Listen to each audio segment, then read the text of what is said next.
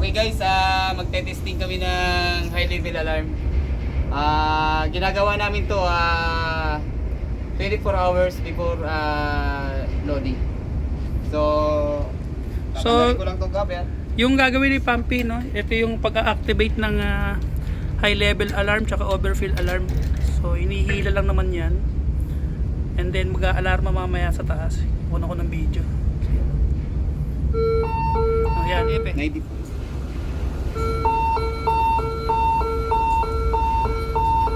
Sige, reset.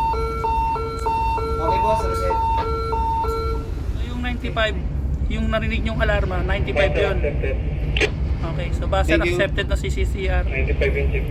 Okay. Okay.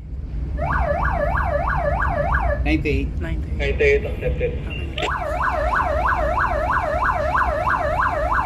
Okay. 98 also okay. Okay na sir. Okay na yung Pampy. Pareho namang gumana yung sa siren. Roger sir. Parehas naman gumana. Alright.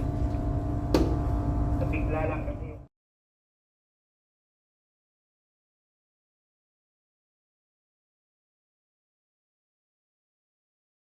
Guys, sana may natutunan kayo.